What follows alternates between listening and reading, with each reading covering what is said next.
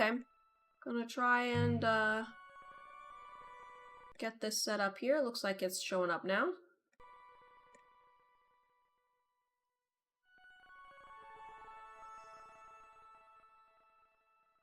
So I've got my apple here.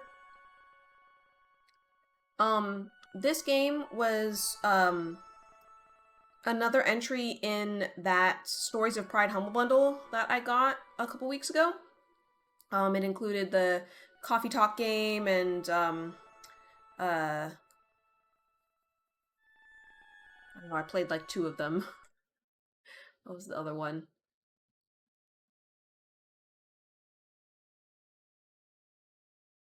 Well, clearly Coffee Talk is the one that I remembered. Oh, Arcadia Fallen, that was the other one. This is a game about queer women in outer space. Sounds like. There are 3 different factions fighting in a war. There's mechas, apparently. So we'll give it a shot.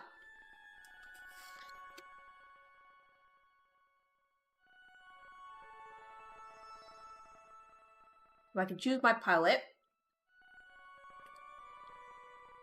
Saturn is part of the Celestial Mechanics self-ship string of pearls. Celestial Mechanics reserve test pilot. Celestial Mechanics want to advance humanity to its next stage, and Saturn wants to flirt, but there's no reason we can't do both. Combat style button mashing, better style button mashing. Oh my goodness. Do I need to check options here for content? It is a game that came up on Twitch, so I think it's allowed. I'll pull out. I'll stop playing the game if there's any issue. Lunaterra. Memorial Foundation self-ship Marcrucium. Memorial Foundation ace pilot. Fighting for the pilots to join the rest of humanity back on Earth before it's too late. Good at sniping, espionage, double-crossing, and ghosting. Bad at loving herself and everything else. Or Pluto. Faction Cradles Graces. Self-ship is Krun Makula. Dark Leader says, you say that, but you are forgetting BG3. What's BG3? Baldur's Gate 3?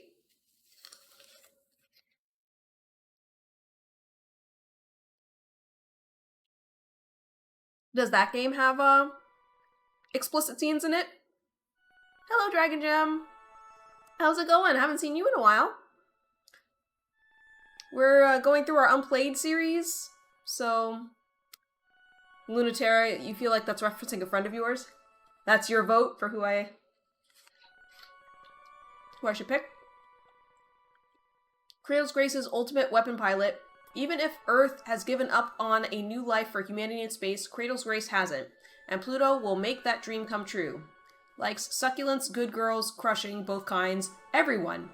It dislikes, is trying very hard to not have any dislikes. Yeah, I think Lunaterra is the best person to some degree of what you asked. Dragon just says it's good, how am I? I'm doing okay. We're just trying out some new games today. I already did a puzzler earlier.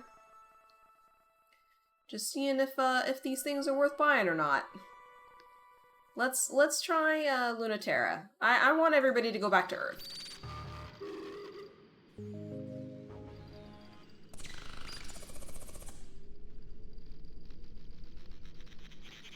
From the Division of Existential Safety Conflict-Enabled Ship Self Archetype Model. First flight, July 16th, 1969. Place of manufacture, Sea of Crises, Earth's moon.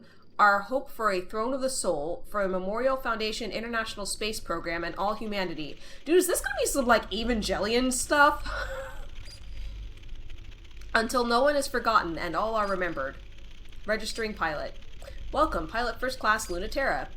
Error. Multiple maintenance issues and critical errors detected. Notice. Launch permissions are locked until addressed. List errors. Maintenance errors. There is a possible sensor failure. Several limb connections are not registering. No weapons are loaded. Critical errors. Mass Alert 1, healing failure on critical area near core, possible bleed. Mass Alert 2, tidal core is resonating at levels harmful to the pilot. Ready manual firmware update, running. Upgrades detected, syncing. Accepted manual internal mechanism firmware update. Switched ammunition to conceptual mode. Custom sensors loaded. Dynamic limb optimization loaded. Weapon loadout drivers loaded. Details on the Mass Alert 1. I bleed 2. Recording derived from the data burned 4-dimensionally into the wound. Suffered by this unit almost 1 year ago. Wound self-generated by forced overloading, tearing the core open during sustained conflict in the Mars-Ares regression campaign. All critical systems have naturally healed, yet the wound continues to bleed into space. Fuel efficiency lowered, healing speed reduced, and tidal reactor speed cannot be regulated, leading to possibility of overload and increased pilot strain. It is strongly recommended that you seek the assistance of a full maintenance team. A lack of understanding of the full effects of gravitational conflict on the human gestalt means that this computer cannot provide adequate instructions on therapeutic measures. Permanently disable Mass Alert 1. Really? Ignore? Yes. Provide reason. I can handle it.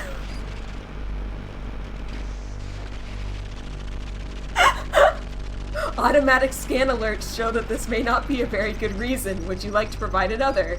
No. Mass Alert 1 disabled. Details on Mass Alert 2.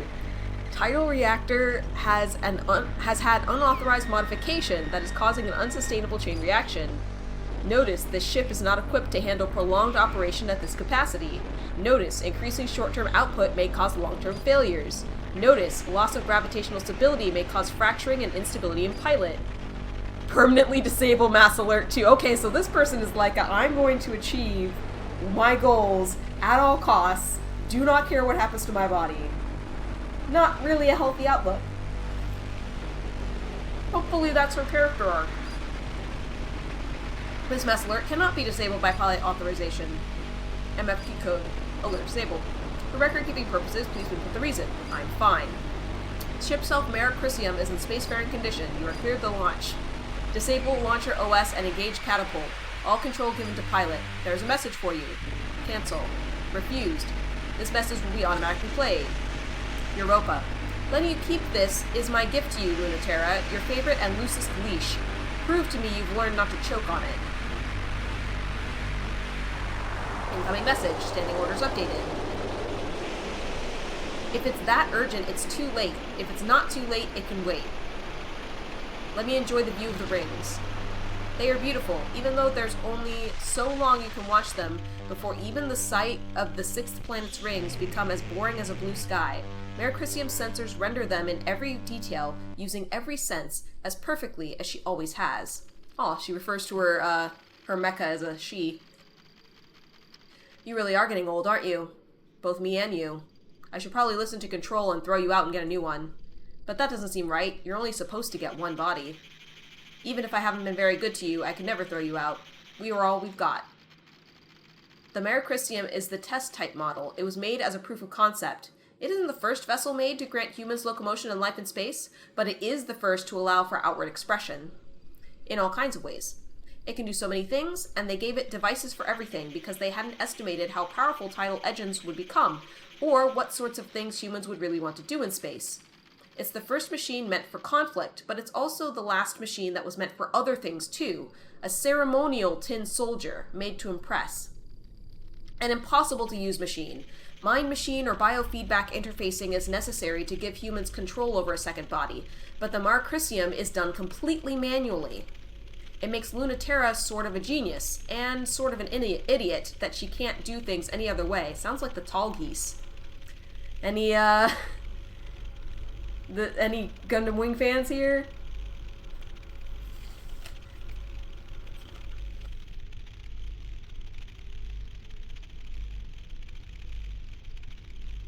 Doing everything manually. A prototype.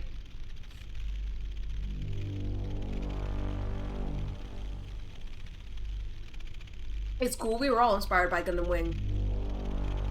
I'm having so much fun. It's hard to believe it's going to be over so soon. No, I love it when old things are over. And new things begin. Open the channel. Let's hear those standing orders. It's January 1, 1980, and the long and cold war where humanity united against its nemesis, an existential threat from beyond the stars, has been over for a long time. Since the 50s, we've been fighting a war against existential threat that we cannot understand, cannot perceive, and is powerless against the technology of Earth.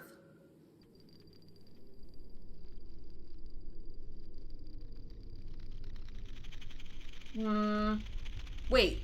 So, like, they're powerless against us? Because that's how it is framed. Sorry, let me read this again.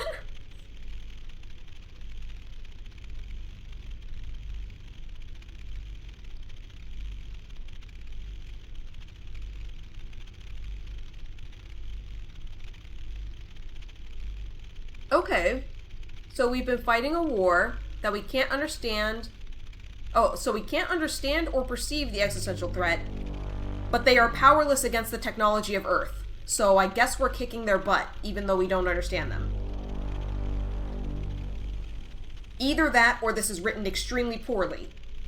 And they're meaning to say that we are powerless against them. That's a pretty stupid sort of war to fight, isn't it, when there's enough of a mess down here to worry about? Humanity is already the undisputed authority of reality, and we have the physics to prove it. It's time to return to Earth, our home, the seat of the universe. Before Earth takes us back in pieces, let's go home with grace. On the first anniversary of the decommissioning of the International Space Program, we, Memorial Foundation Native Spirits Existential Safety, in agreement with our home planet's unanimous decision, declare there is no future for humanity in space. Let's come home. The Return Resolution, Memorial Foundation Native Spirit Existential Safety. It's January 1, 1981. It's been 1 year since we declared independence from Memorial Foundation and the rest of Earth. The Cold War is officially over, and it feels so light without their gravity weighing us down. How could a tiny handful of colonies, terraformers, and schools hold out against the full authority of Earth? Because that shit doesn't fly past escape velocity. To power the ship selves we made to fight the Cold War, we made tidal resonators to bring the gravity necessary for humans and culture to survive in space, and that gravity is ours now, enough to make a new world, free from the weight of Earth. If Memorial Foundation wants to kill the future, they'll have to come and take it from us. We're thankful for our Cradle's graces, but we are not coming back. Independent Declaration, Cradle's Graces. I'm not sure if they know what a Cold War is. Cold War is not actually fighting with it's like economic and stockpiling and stuff. But you know, could just be a misnomer. It's January 25th, 1981. Memorial Foundation and Cradle's Graces have been having fun for a little over a year, and nothing is breaking the stalemate. Earth is getting impatient. They have good reason to believe that the existential threat posed by a divided humanity in space is much greater than any theoretically malevolent entity outside the natal sphere.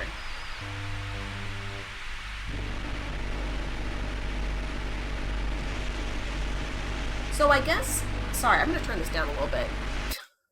We're having some nice. Oh, damn it! Oh well, hope that wasn't important. I'm assuming I cannot go back.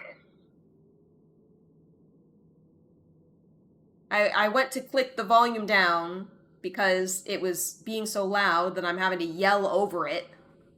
And by the way, my computer was not turned up that high. It was at like 20. I just turned it down to like 15. It's very important, actually. Wonderful. Maybe it's in the log?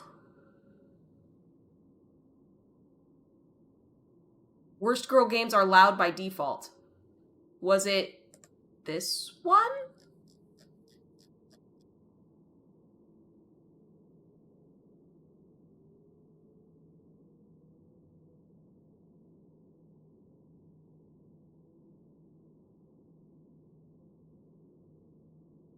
Awesome. So they don't have it in here because let's do that.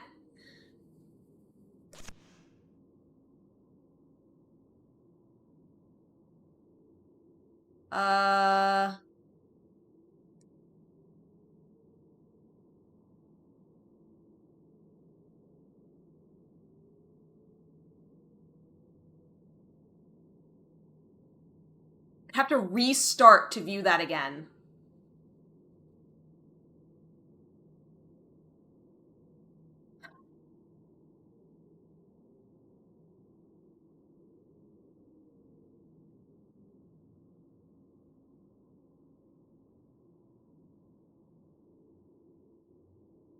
Look, I feel like it's a little bit early to quit this. But so far, I'm not impressed.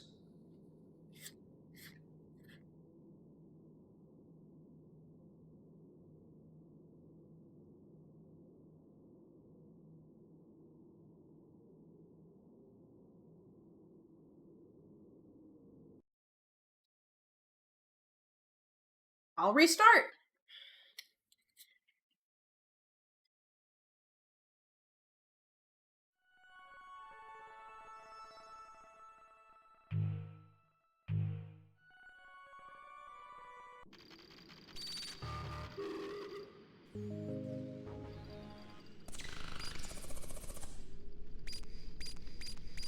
Okay, this we all saw, and this actually has a log for it.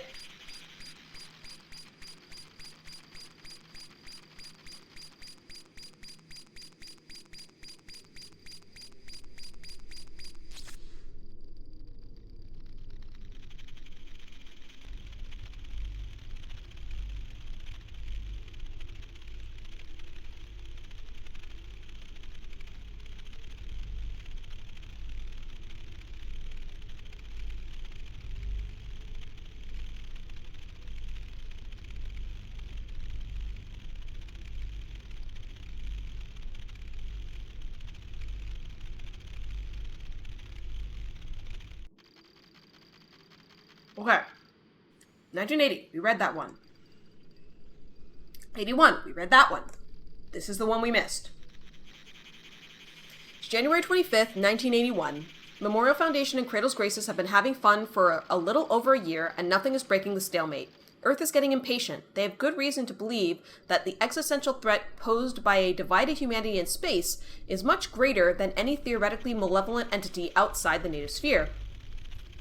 While the kids are fighting, Earth is getting ready to list the humans remaining in space as part of the existential threat. And when they do, they'll send real weapons and end this war fought with plastic toys. Their justification? We are technically less than 100% human, just not human enough to be something else. It's hard to believe they're really on to us. Seems like transhumanism. It's time to make a drastic move. Bring our final piece, the prototype ship self-string of pearls we made in the atmosphere of the planet Cronus, which will never be Saturn, to the lunar gravity well, where Memorial Foundation and Cradle's Graces are already headed. Whoever controls that place controls human access to space. We can be sure everything will be in place there. Earth or space, we are just short of 100% human, so let's see how much less than 100% we can get. Internal report from Celestial Mechanics.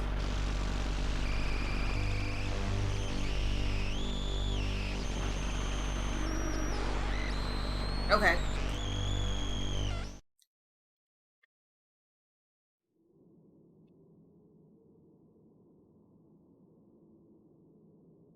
Retrograde and retrograde, chasing after the string of pearls, Lunaterra and Pluto fund each other instead. It's been almost a year since they last saw each other, and Lunaterra has never seen Pluto like this. Are you ready to spin backwards? Joyride Killjoy, weaving in and out of the Six Planets rings. Memorial Foundation's ace Lunaterra plays cat and mouse with renegade ship thief Saturn. So that's mission select. Let's check mail and alerts first.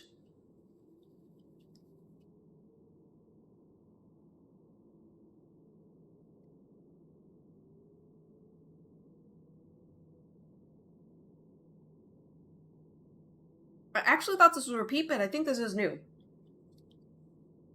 Earth is not the sphere of our home planet, it is not the physical body, which is called Terra, the home of life. It is not measured in mass or by its gravity, its position in the universe.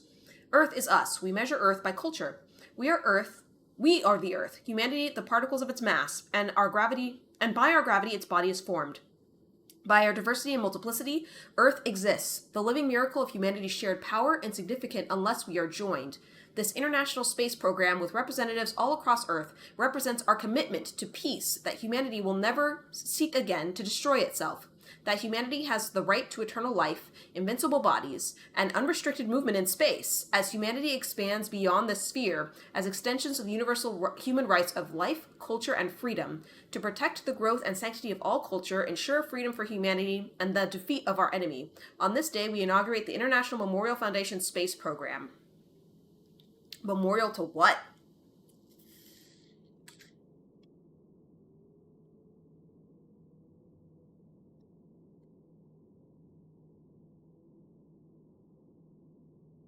So I'm guessing the mechas make them immortal somehow? Interesting.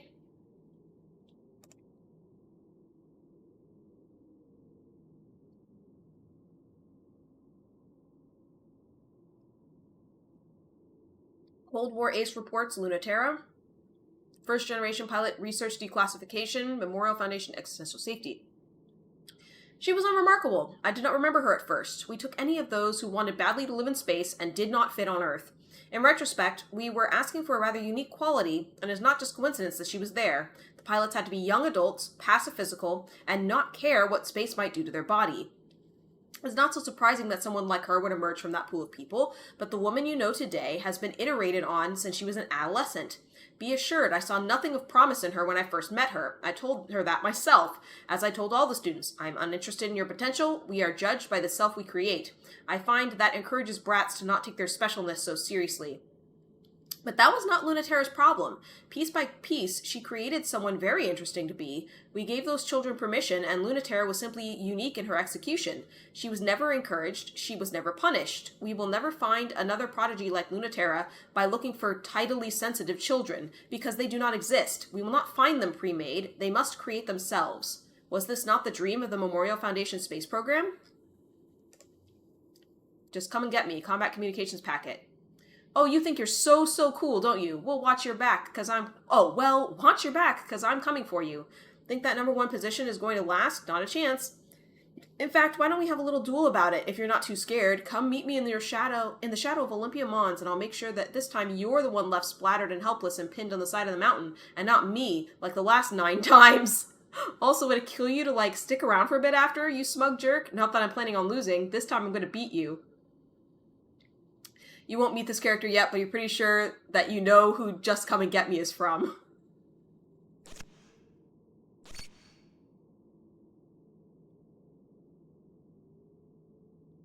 Man from Europa.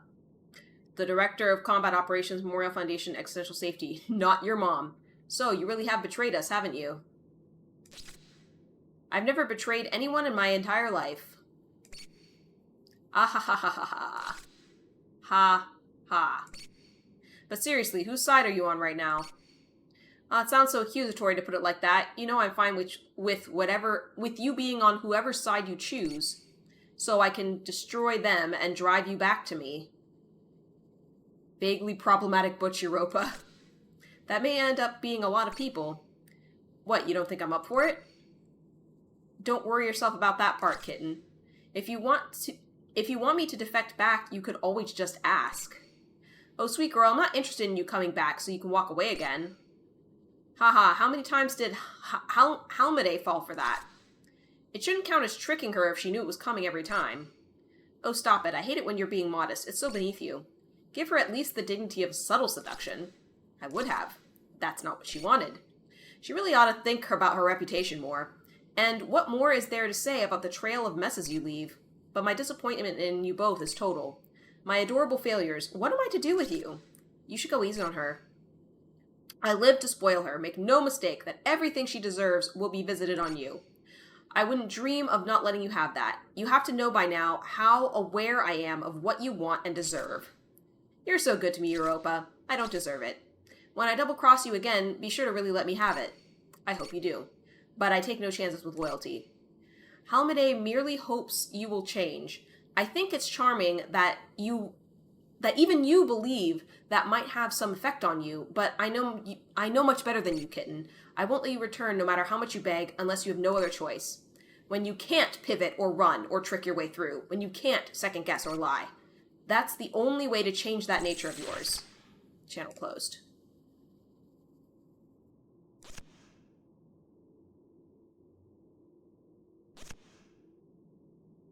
Alignment.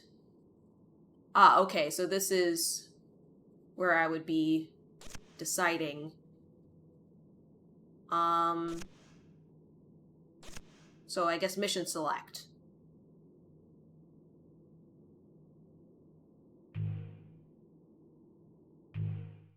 I'm gonna hang out with Pluto, I guess. What's going on? You've been pestering me with orders, so what's the sudden holdup? Central said to launch immediately. We have to get to the Celestial Mechanics lab, regardless of whether or not the prototype is already gone. There's valuable information there, but it's worthless if Cradle's Graces gets there first. Have some patience, Lunaterra. The Cradle's Graces carrier just launched a completely unknown ship self. This can't be right. A person can't pilot a ship that big. The tidal resonance should tear the pilot apart. It is this impossible. I hope. I've never seen anything like it, and no, you can't fight it, Lunaterra, so don't even think about it. Any better ideas? It must be headed for where the prototype launched, right? Where else? Because they have to know that it already escaped. Don't underestimate your opponent, Lunaterra. Scavenging the lab may be useful anyway. We should have gone there for information, if nothing else. Even against an unknown and objectively stronger enemy? What makes you so sure, Lunaterra? No particular reason. Or a single particular reason? Haha, still don't trust me? Don't insult your former instructor, Lunaterra. I know how much to trust you before you betrayed us to Cradle's Graces. My opinion hasn't changed because we welcomed you back into the fold. My best pilot and worst student. You've never been predictable, except in your consistency for trouble. But it's a reliable metric. You're right, you know me. So if you're worried, don't have to let me have free reign like this. Since you were a kid, from your earliest academy days, you've never been able to look in my eyes and lie. You only got away with anything by keeping your mouth shut. Very unlike Pluto, the hope of Cradle's Graces. She could lie right to my face, with a smile, if she thought it was for the best. Pluto exceeded the wildest expectations of the pilot program, so much so that it was decommissioned, in part because of her. If Celestial Mechanics have successfully built a monster that can withstand her, this engagement will end in disaster. And that is much more terrifying than this machine you're so eager to fight. That concerns me far more than you betraying us, or fighting a battle you can't possibly win. I don't think any of you really understood what you were doing. Pluto is unreal. She's far more overwhelming than any of you understood. If that ship is unworthy of Pluto, it's going to be torn apart under the pressure of her, not the other way around. Pluto is the only real human being. No wonder she feels so alien when she looks at us. You want me to let you take an impossibly dangerous mission because you think you can save our enemy? Haha, what can I say to that? Maybe she can teach you the lesson I can't.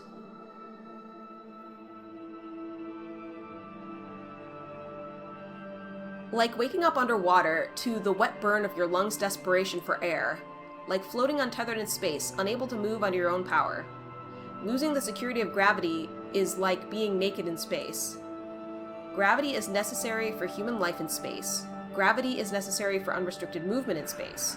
Can't have one without the other. The force that binds your existence together. The force to shape foreign bodies. Pure agency.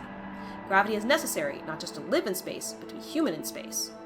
But being human is a little harder for Pluto, so she has to work for it. The tidal forces of her spacefaring body, the Krun Macula, are as strong as she believes and as weak as she feels. And Lunaterra needs to make sure all the calculations are in order. Everything in her ship operates manually. She's just been at it long enough that it feels like a second skin. The jolt of nostalgia interrupts Lunaterra's mental math. She forgets to carry the one. It interrupts Pluto's focus, and she has a moment where she's not invincible. Close enough to touch the surface of the moon lab, Lunaterra is seen and known by Pluto, and they are suddenly falling down the well of too late and nothing you can do. I knew it. Warning, gravitational interference.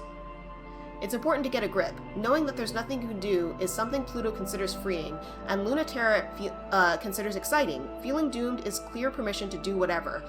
What the F is going on? I think this is not a game for me. They're talking so much and just not saying anything. Or like, maybe they're saying stuff that I don't understand because subtext is hard for me. But What is this?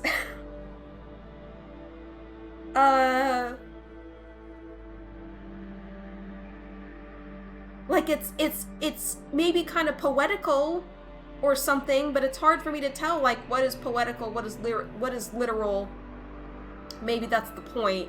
Maybe you're just supposed to be confused. As soon as Mare Crisium is through the cloud... Mare Crisium, that's Pluto's ship, is through the cloud cover, she fires solid light into the remains of the Celestial Mechanics Lab and chases it through the wound. The lab was recently damaged by the illegal launch of a hijacked ship, but that damage is barely noticeable compared to the massive hole left by a much, much larger ship crashing through. Lunaterra acts fast under pressure. If there is no point in hiding, there is no point in stopping. It's true, Lunaterra is living on the whim of Crunmacula, which can probably do whatever to her at any time. If she can't run away, she wants to make the first move. Cybernetic Sosaurus says, ooh, if subtext is difficult, Heaven Will Be Mine is definitely dense and heavy on the esoteric and metaphorical. It's usually being both literal and saying something else.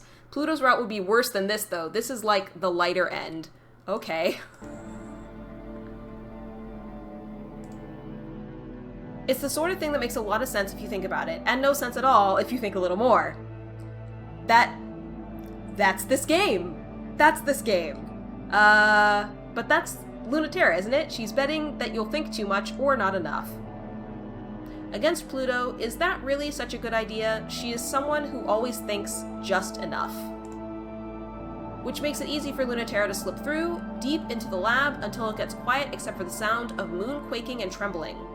After almost a year, the dread and the thrill is way too much to slow down and start talking. That's what the arrow flying into Pluto's gravity well is saying. Who will make the first move? But confusion is normal. Usually how it works comes together gradually as people see more. When Lunaterra punctures the last armor layer and opens up the terminal cavern, light spills out and screaming sound because the Crunmacula is peeling the lab and most of the moon inside out with the force of its own tides. It's not something that's impossible or anything, it's just something that's only possible in theory, which is still terrifying. More terrifying! And more terrifying than that power is Pluto's finesse. And more terrifying than finesse is her gentleness, spooling matter like threads in the tiny galaxy of which she is the sun. Now I'm getting like, what's it called? Gurren Lagann vibes. Like, Endgame Gurren Lagann vibes? Her power is very kind, but it's also a little perverse. What meaning does mercy have from something that can core out a moon? Crunmacula's developers compared it to a black hole. They wanted a machine so powerful and absolute, even light couldn't escape it. Lunaterra understands now that was wrong. She is a star, gushing and twinkling with matter and light. Who wouldn't be swept up in that? The Mare Crisium is so small. Pluto has never seen it from a perspective like Crunmacula's before. She never imagined it would look so fragile from here. Like it. Whoa, we're in Pluto's point of view now? We are in Pluto's point of view now. I don't know how long we've been in Pluto's point of view. Pluto has never seen it from a perspective like Crunmacula's before. She never imagined it would look so fragile from here, like a toy version of the fierce fighter she remembered. Pluto's sense of scale is true. Lunaterra feels just like a plastic toy, too. Come on, say something. It's making me sad. It really does fit you. So much more than I ever thought. Is it hard to look away? Being able to render you speechless is the power I've always dreamed of. What do you think? I know just a look won't change your mind, but I want you to tell me. Tell you what? That I regret betraying you? I told you then that I always would. No, I wouldn't let you do that, Lunati.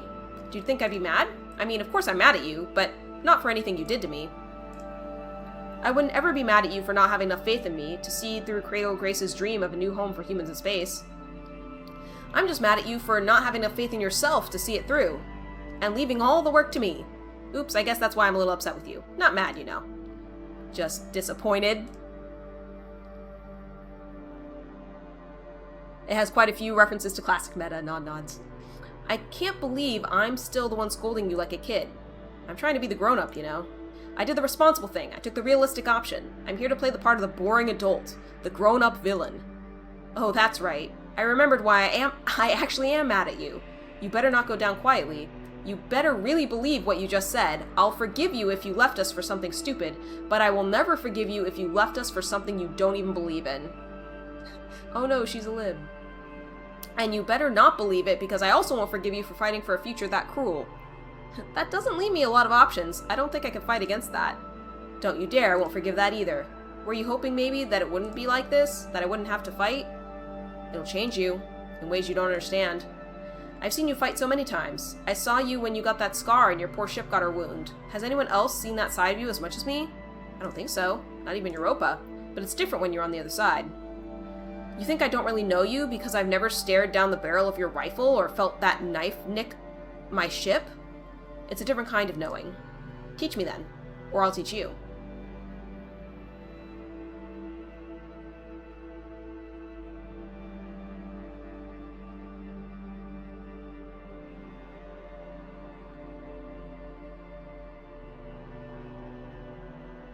So, this is our first choice.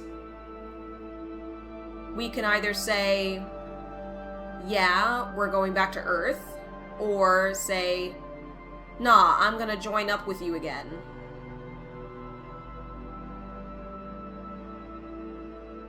I'm gonna say, let's go back to Earth. Never forgotten, never store told. I just made a choice for the first time. What's it gonna be, Lunati? Oh, right, you never want to make the first move. Then I can go. Pluto sweeps up the swirling, tumbling matter in the hollowed-out moon. Making the second move has always worked out for Lunaterra. She has never been good at setting the pace, only outsmarting it, so it's the only move to make. Even still, maybe there aren't any winning moves. Lunaterra has to be ready for that possibility. The Krun Macula is a very impossible sort of machine, almost as impossible as Pluto. Krun Macula can grind space-time to a crawl with his tidal forces. Krun Macula can pull ambient matter into a whirl with enough friction for the combustion to give birth to a star.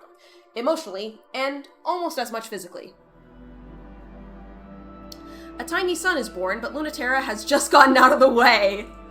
Lunaterra isn't where Pluto's expecting, and there's suddenly a hail of bullets in her skull. Pluto doesn't mind the onslaught, but it's still shocking, but not in an unpleasant way. It's actually very joyful. Really? Really? You're not just trying to scare me? For real, not a joke. We're finally gonna have a fight about it? Is this body so me that you finally aren't gonna be weird about fighting it? Lunaterra thinks Pluto could use a lesson in how terrifying actual combat could be, but is there anyone terrifying enough to teach it to her? Are you trying to hide from me? I've been waiting for a real fight. I'm tired of you telling me you think I'm right. If you really thought that, you'd be here, on my side. So prove I'm wrong already, or admit defeat. Bullets through her arm and chest, and pretty much everywhere, but that's not a problem.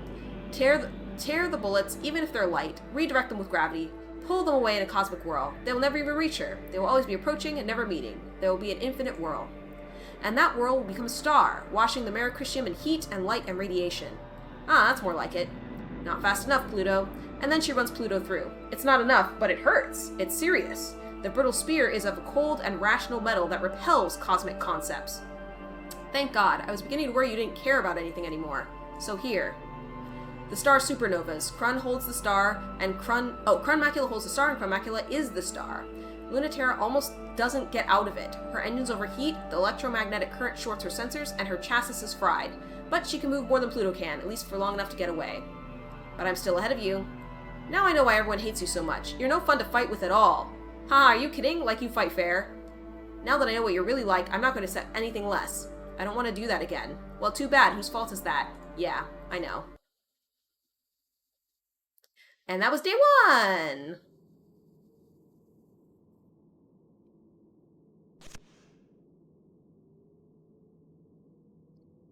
First generation pilot candidate interviews.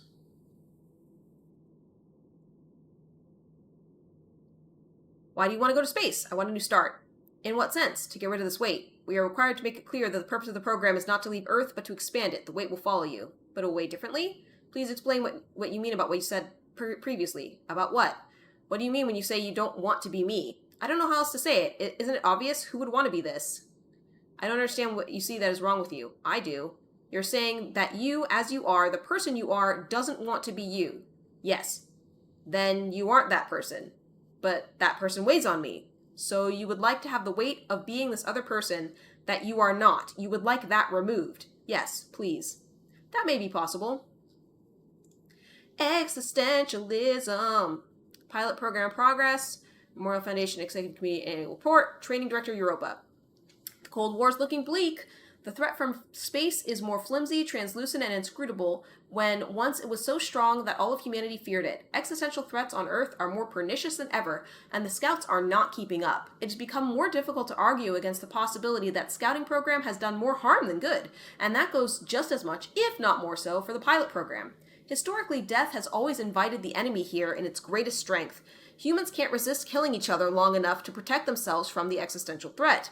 It is easy to make this argument, but we have had little success with it. No matter how celebrated the slogan is, and no matter how many governments and leaders profess to live by it, the simple fact remains: the existential threat can never be as powerful as we are. Humans will always pose a greater threat to other humans than the existential threats will.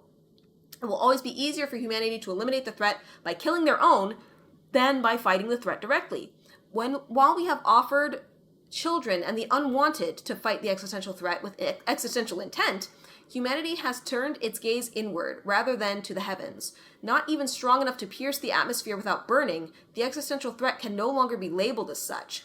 For these reasons, we accept the decision to decommission the Memorial Foundation space program. Okay, so it was not a typo. The existential threat, the aliens or whatever, they cannot actually hurt us.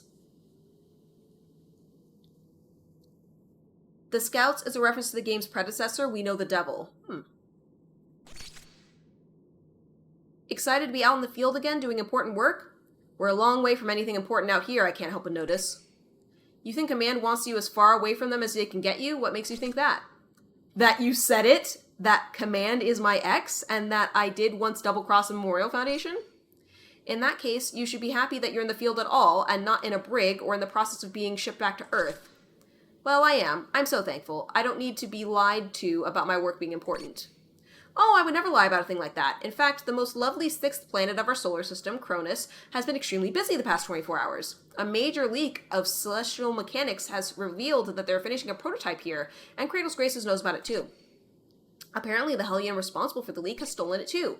You're just the woman for the job. Reining in incorrigible pilots is your specialty. Let's see if that power can be used for good for once. Europa, please leave some of me left to fight the enemy. Don't shoot me down before the mission starts. Was I too mean? Was that mean?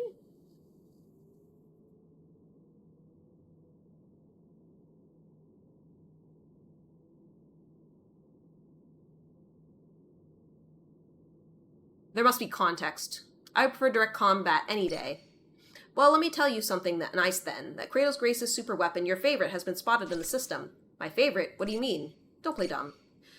You make the same face whenever Chronmacula is spotted. It's the biggest mystery of their side, and one of the only reasons Kratos Graces hasn't collapsed by now. The Chronmacula's power is unreal. It's far stronger in reality than anything that could possibly have been projected from its original schematics. Its capabilities seem endless and impossible to predict or counter. And no one knows who the pilot is. The list of people who could pilot something like that is very short, however. Maybe it's someone you know? Worried I might double cross you again? I'm not with Kratos Graces anymore for a reason. Oh, I just never trust you when girls are involved.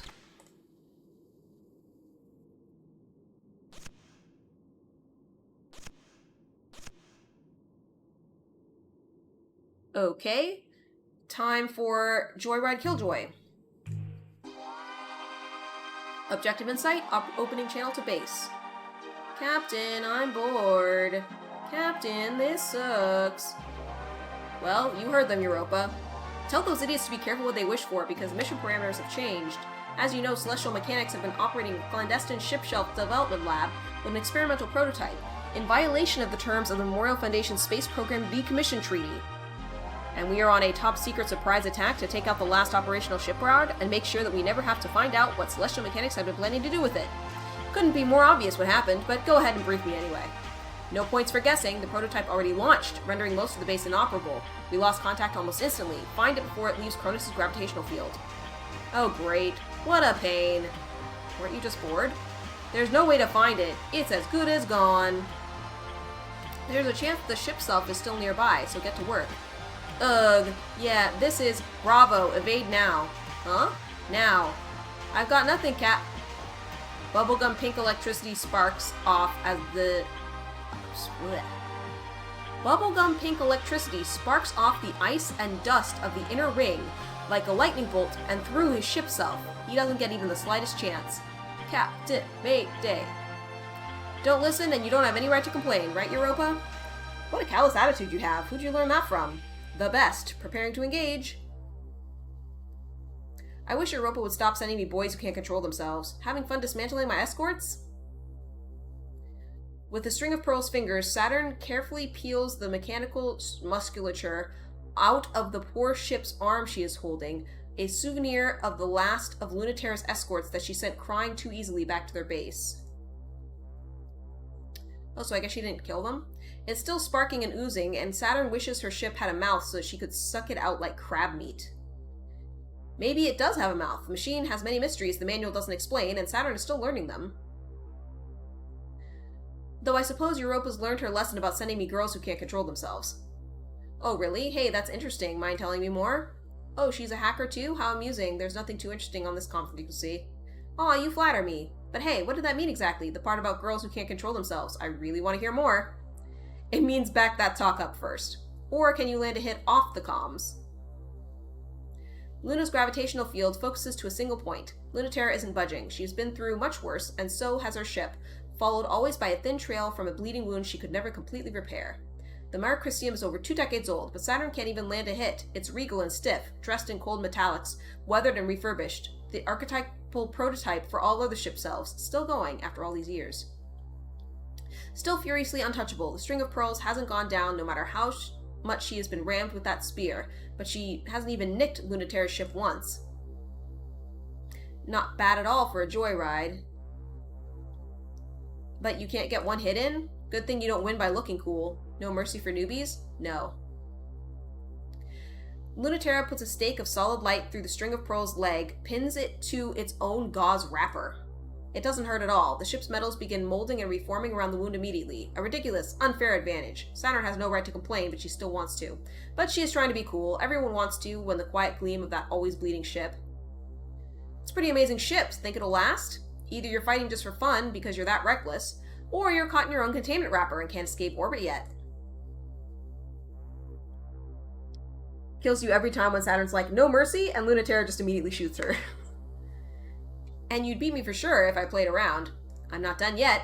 That's not true. It's actually very difficult to move with a solid light bullet through your leg, but she's not going to let that stop her. Saturn is suddenly closer than logically she could be, claws bubbling, but Lunaterra effortlessly slips away and kicks Saturn's ship directly in the chest. Yeah, you're done. The containment wrapper is still stuck to you, so your movement's off. Doesn't seem to have stopped you that much, right? It was so rude of them to try and stop me. It seems cruel to take it away when you're having so much fun with it. Same as you, right? Do I know you? Everyone knows Memorial Foundation's perfect ace. But do I know you? So I do, don't I? Let me out of this thing and I'll tell you. Ahaha, why should I? Because you can't help yourself. Oh, because you can't help yourself. Besides, don't you want a real fight? Can you promise it'll go different? I can promise it'll be more fun. You are asking me to totally abandon my duty to bring you back and do that instead? What, you won't? The legendary pilot who defected from Memorial Foundation, then double-crossed the rebels she abandoned for them, can't be opposed to a little fooling around with the enemy. I guess you do know me. Want to trust each other? Or is it more fun if we don't? It's more fun if they do and Saturn gets embarrassed. It's more fun if they don't and Lunaterra gets owned. I'm gonna keep being loyal. How was that? Did it hurt? It's just weird. It's weirder that it doesn't hurt. It's easier for Lunaterra to cut through the malleable flesh of the string of pearls directly than to untangle her from the wrapper. The flesh reforms quickly, so she has to work patiently. String of pearls might be impossible to destroy. Even if Saturn can't land a hit, Lunaterra feels like somehow she is the one who got lucky. If just this hurt, you'd never be able to fight. Your brain is giving you more nuanced information. You're very sensitive, Lucky. Oh, you're very sensitive. Lucky. You'll get used to it. If you are serious about next time, think of yourself as something a little bigger. I like that. Being big. I'm glad I trusted you. Stop shaking then, or ask me to go easier. Just a little easier. Of course. Do you remember me yet? I thought you'd remember the name of at least some of the girls you've made out with in supply closets. Your face. Just kidding. But sorry, it was worth it. You weren't kidding about still being dangerous. Every pilot knows you, by both your reputations. You're definitely Saturn, because no one hated me as much as you. So now I'm curious why you don't anymore. If I tell you, you'll owe me extra. So save it for the next time you catch me. Ha, well, I'll just have to catch you again quick. All free. Now get out before someone catches us. Ever since the day Mars began, Mars has been doomed. No, there will never be a planet Mars. That's a name reserved for places where human life, gravity, and culture reign. This is just bitter Ares, but like the stringy, inedible weeds that grow when nothing else does, Kratos Gracis is dug in, and we can't get them out. The colonies are wrecked, the terraforming engines are broken, the gravity furnaces are out of control. There is no resources left on this planet, no strategic value. This planet doesn't even exist. It's an inert rock.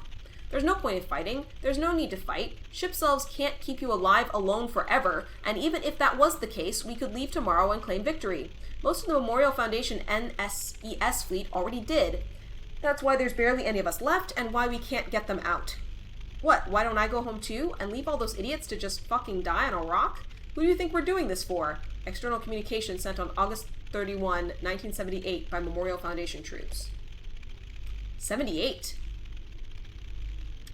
Hey, it's not like we're idiots. We know we're doomed. The planet still doesn't fulfill the requirements for human life, and life is just the start anyway. Don't you know that gravity is something more important? You do understand celestial mechanics, right? Matter is made up of tiny particles, but enough of it exerts gravity that stitches the universe together.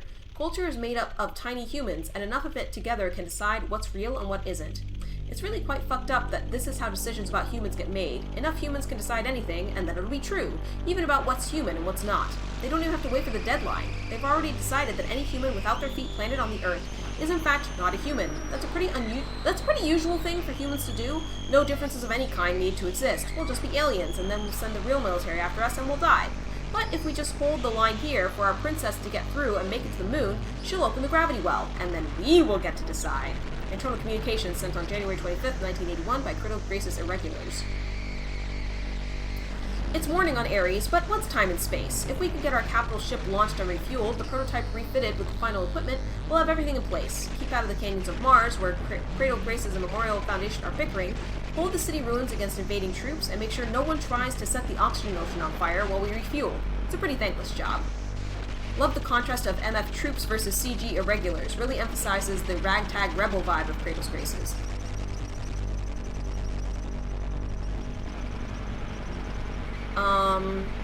But me, I can't wait to see what happens. This is the most exciting space has ever been. Before we got here, this was a dead rock, but the best we could have ever hoped for was Earth in a different place. Who needs that? Far in the distance, the moon's gravity well shines. If no one controls it before the deadline is up, Earth will take drastic steps to ensure humanity is not divided. What they are afraid of happening, we will ensure that it happens. We'll finally have something alien in space. Private communication sent on January 26, 1981 by celestial mechanics researcher.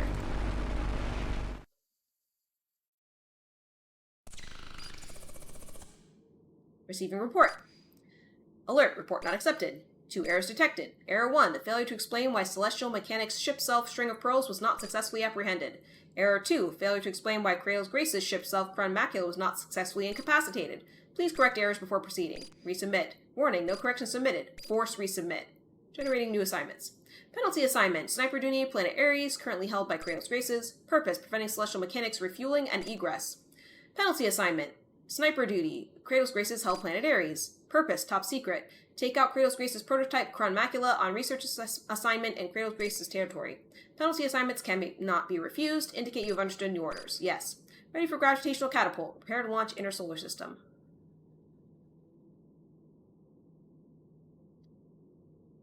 Okay, so I've been at this about an hour. I am pretty bored. I'm a little, slightly intrigued, but I don't know. It's just, I don't know. I feel like this was written in a way that is very odd for me, and, I don't feel invested in the characters, I do not care.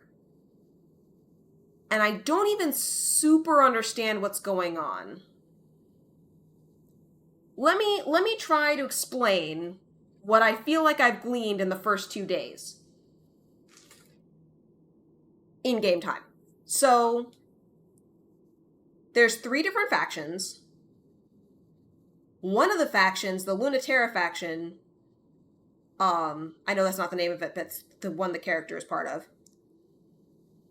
They are saying that we should return to Earth. So they are only in space to try to get the last people to go back to Earth.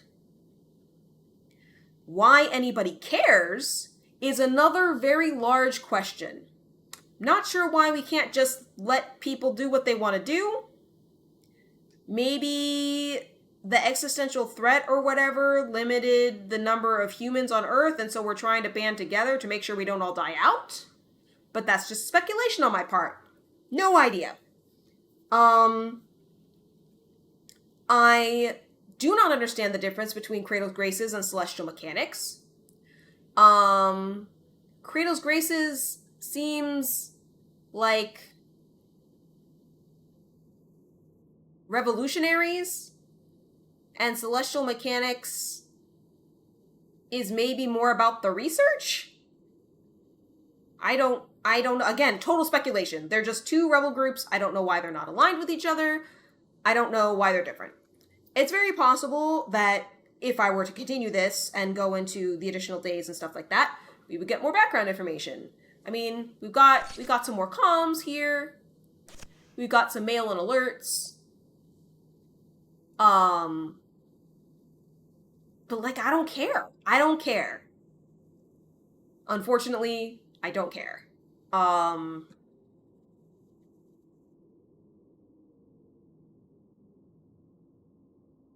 Yep.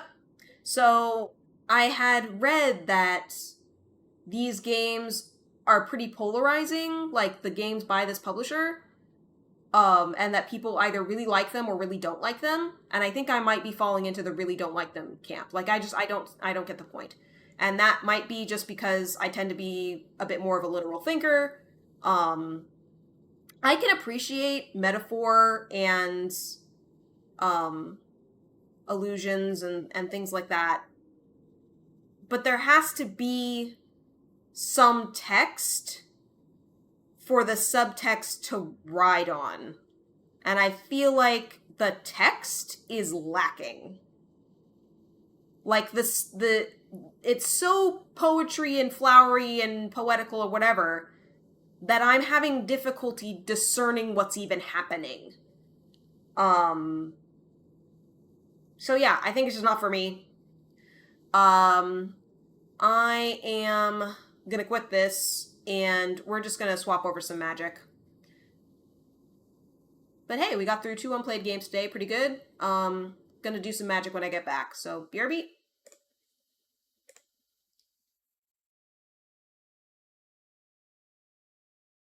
Cybernetics says, would it help if the fact the in-game politics is a metaphor for queer politics was stated? I mean, I feel like I kind of got that from, them being obviously queer. That's what the factional splits are about and why they are fighting each other but not actually opposed to each other. Okay, so it might just be that I do not know enough about queer politics in that case. And the real split is how they all want to respond to Earth.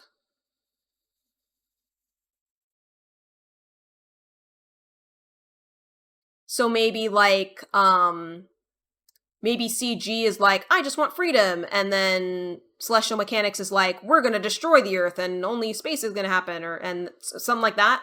Like maybe that could be it. But again, I'm an hour in, 2 days in, and it hasn't explained anything. Well, I shouldn't say anything. It's explained very little, and it has not grabbed me at all. And you probably can't even hear what I'm saying because I ran the ad, but whatnot. Okay.